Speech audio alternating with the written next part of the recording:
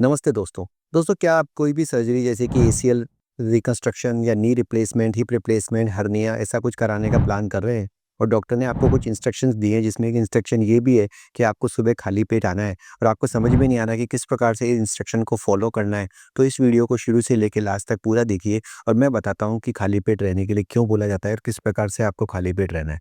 दोस्तों जब भी कोई ऑपरेशन कर किया जाता है तो पेशेंट को स्पाइनल या जनरल एनेस्थीसिया दिया जाता है।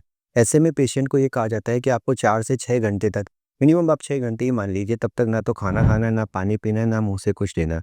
ऐसा इसलिए कहा जाता है क्योंकि जब एनेस्थीसिया दिया जाता है, तो जो पेट की नसें हैं वो सुन्न हो जाती है और ऐसे में पेट का खाना गले के द्वारा जाके साँस में जा सकता है जिससे कि न्यूमोनाइटिस क्रिएट किया जा सकता है। न्यूमोनाइट क्रिएट हो जाता है, जो कि पेशेंट को दिक्कत कर सकता है।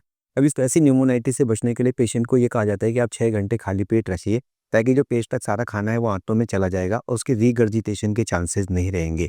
दोस्तों इस बात को इस प्रकार से आप समझिए कि जब आप एनेस्थीसिया देंगे तो एक तरह से आप पूरे बेहोश हो जाते हैं। ऐसे में पेशेंट का जो खाना है वो वापस आके और उसको नुकसान पहुंचा सकता है।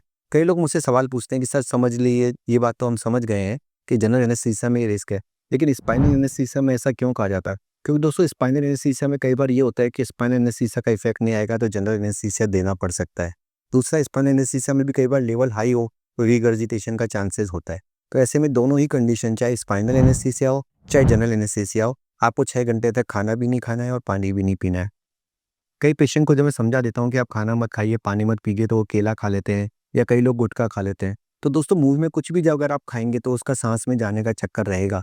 तो इसलिए किसी भी तरह का कोई भी नशा पत्ती का सेवन भी आपको 6 घंटे तक नहीं करना है। इसके अलावा ये भी बात ध्यान रखिए कि अगर आपके डायबिटीज़ है या बीपी है या शुगर है या थायरॉइड है और इसकी दवाइयाँ अगर आपको लेने के लिए कहा जाता है सुबह-सुबह खाली पेट, तो 1 या 2 बूंद पानी से आप दवाई ले सकते हैं 3 या 4 घंटे पहले। दवाई तो लेना ज़रूरी है क्योंकि अगर आप दवाई नहीं लेंगे तो बीपी हाई हो जाएगा और ऑपरेशन कैंसल हो जाएगा।